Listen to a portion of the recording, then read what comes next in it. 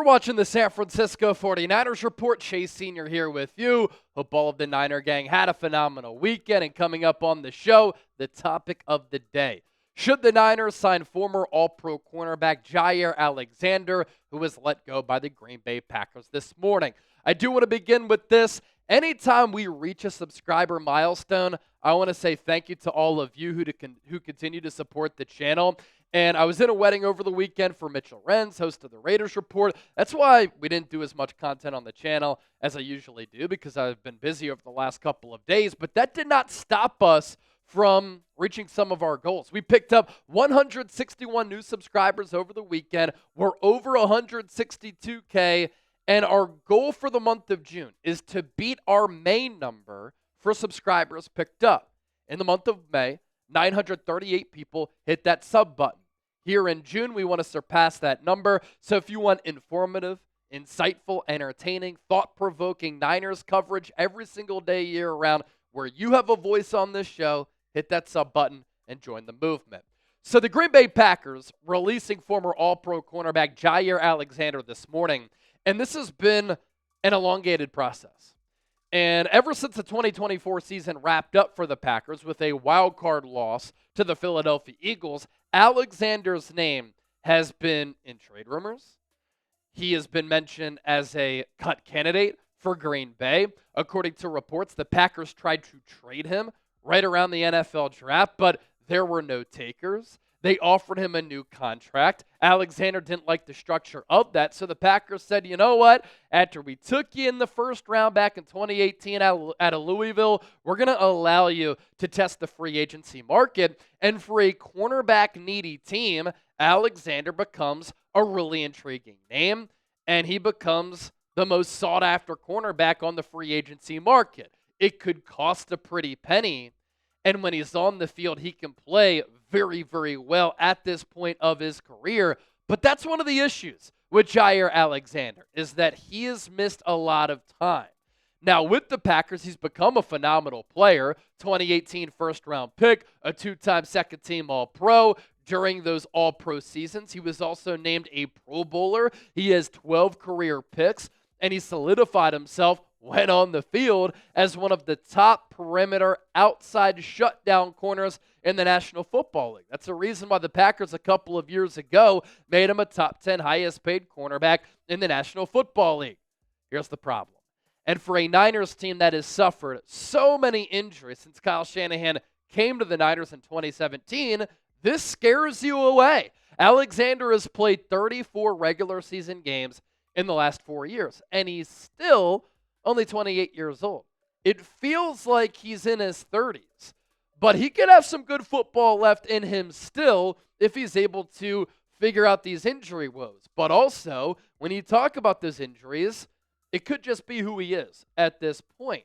The NFL stands for the National Football League, also stands for not for long. In 2024, knee and groin injuries. In 2023, shoulder and a back. And in 2021, a shoulder injury. I always worry about shoulder injuries for corners. You fall on it, that's a problem. You try to high point the football, you need that shoulder. You make a tackle at that cornerback spot. Oftentimes, you're one-on-one with that receiver. You have to make that play. And so those shoulder ailments, they are red flags for me. You look at what he's done in his last 4 years. Again, the theme, he's always hurt. When on the field, he's still playing at a really high level. For instance, in 7 games in 2024, he had 7 pass breakups and 2 picks.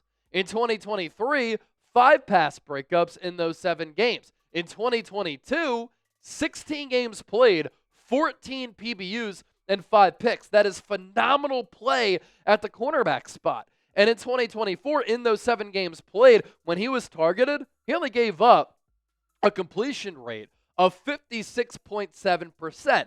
Did give up 3 touchdowns, but keep in mind he's going up against some of the top wide receivers in the game. I will say this about Alexander. If he can stay healthy, it is an addition to this Niners roster that I think could make some sense.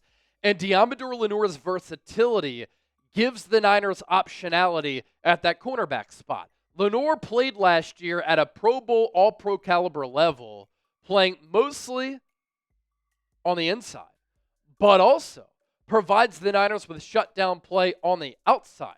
I think Lenoir is one of the top corners in the game. He's given up 1 touchdown in coverage in the last 3 years. So if the Niners are worried about their corner depth, and if Upton Stout, who San Francisco took in the NFL draft, isn't coming along, you can move Lenoir into the slot, keep Renardo Green on the outside, sign Jaire Alexander, and that becomes a really enticing cornerback trio. What I think the Niners will end up doing, Lenoir on the outside, Renardo Green on the outside, with Upton Stout in the slot, who had a really good showing during OTAs. Sticky coverage, speed, and for his lack of size, under 190 pounds, he does bring a lot of physicality to the position. So as we look ahead to week 1 of the 2025 season for the Niners, I've said for weeks at this point, I think the Niners go with 5 rookie starters potentially. I think Upton Stout could be one of them. Lenoir, Green on the outside with Stout on the inside. Some people are a little bit concerned that Green could be going into a sophomore campaign in which the sophomore slump could come to the forefront. He did struggle during OTAs, but think about who he struggled going up against. Juwan Jennings, who right now is the number 1 wide receiver on this Niners team because Ricky Pearsall and Brandon Ayuk are out. And I don't think that Green struggles during OTAs should be a huge concern. Robert Saleh, going into the offseason, called him one of the best Niners defenders on this roster, and how he fared as a rookie in 7 starts was very impressive. He had an overall PFF grade of 69.2. That was 56th among 222 corners at the position. His coverage grade ranked 28th. He had 9 pass breakups. That was 11th. He had 13 passes defended. That was top 20 at the cornerback spot. And he was able to do all of that despite ranking 72nd in coverage snaps with only those 7 starts. And you think back to what he did at Florida State, great reps against the likes of Malik Nabers and Brian Thomas, who were the 2 best rookie wide receivers in the NFL last year. I like Green's physicality, the swagger that he plays with, the ability to stop the run, the awareness and the ball skills that he has at that corner spot. And I don't think that went away going from year 1 to year 2. So let me know. This is today's poll question. It's going to be the pinned comment for today's Niners report as well. Should San Francisco sign Jaire Alexander? S for sign, P for pass. Share your opinions with me down in the comment section right now. Now, over the weekend, I was in that wedding for Mitchell Renz, a great friend here at Chat Sports, and on Saturday, we had a pool day, just to kind of cool down a little bit from the hectic nature of what that wedding weekend was.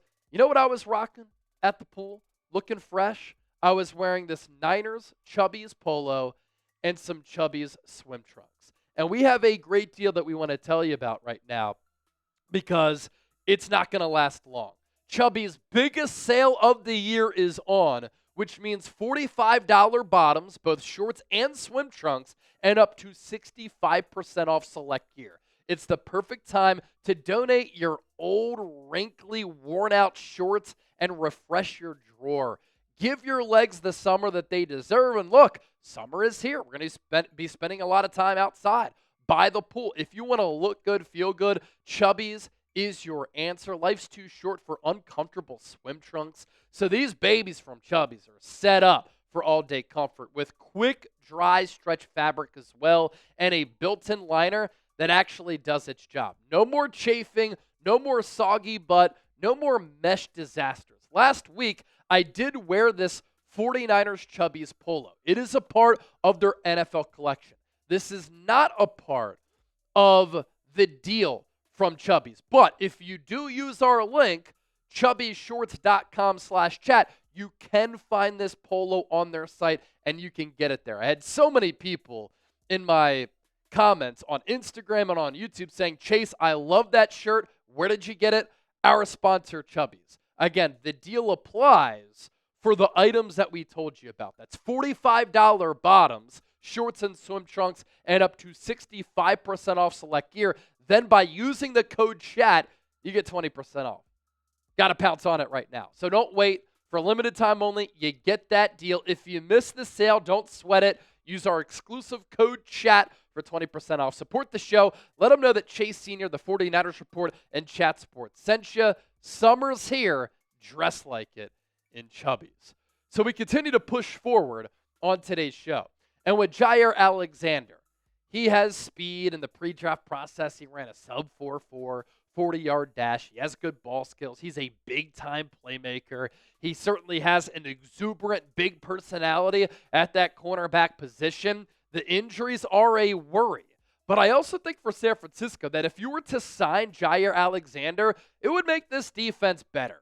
I love how the Niners have been able to rebuild the defensive line. Going into the draft, they had a bottom 5 defensive line in the sport. I don't think that's the case any longer after drafting Mykel Williams, Alfred Collins, and C.J. West. By drafting those rookies, that then also makes your depth better at defensive end and at defensive tackle. And while there is going to be a little bit of a learning curve for those rookie defensive linemen right from the jump, with their history of stopping the run, they're going to help what has been a porous Niners rushing defense. So I like what San Francisco has done along the defensive line. I think the Niners have a promising linebacking core. They gave the new deal to Fred Warner on the contract extension and pay raise. He's the best off-ball coverage linebacker in the National Football League. Alongside him, Johnny Holland, the Niners linebackers coach, said D. Winters, the most improved linebacker year over year. We know what he's capable of. We know how he plays the game. Highly entertaining. Plays with his hair on fire. At lightning speed. But he needs to tame that a little bit because part of his aggressiveness is what makes him unique. Part of his aggressiveness hurts him at linebacker, a position where you need speed and feel because sometimes he over-pursues. But if the game slows down, he can play like a Dre Greenlaw and an Azeez Al-Shire. Nick Martin, who the Niners took in the NFL draft, is also a player who plays that similar type of style. He balled out during Niners OTAs. And so, along the same lines of the Niners, having that learning curve along the defensive line, D. Winters and Nick Martin, there will be some growing pains. But also with these young players, there's a better coaching staff here with San Francisco. And I think the addition of Robert Saleh is going to help those players dramatically be able to be contributors for this Niners team in trying to lead that defensive turnaround year over year. The safety position, it's a little bit iffy due to injuries to Malik Mustafa, the ACL injury, Jair Brown, the ankle surgery. Jason Pinnock did have a pretty good OTA session, but there are question marks there. Will the Niners make a move for a Justin Simmons, a Julian Blackmon, Richie Grant, Jason Pinnock, 2 free agency additions, the drafting of Marquise Siegel? Do the Niners think that they are okay there? Cornerback depth, though, which is the reason we're talking about Jaire Alexander, a little bit of a problem for San Francisco going into 2025, which is why Alexander becomes an interesting name. The Niners also have the cap space if they want to get a deal done. Alexander also helps you win right now. San Francisco is lit up with cap space currently, and they're number 2 behind the New England Patriots in available cap room going into 2025. $46.5 million in cap space. Now, the Niners can use that cap space at their disposal to improve this roster, or they could elect to not use any of it, and then you can carry over that cap space year over year, where when you look at the 2026 cap space going into next season, as in 2026, not this upcoming season in 2025, the Niners right now, obviously a much lower number at $9.7 million. And so to round this out, I think Alexander makes you better.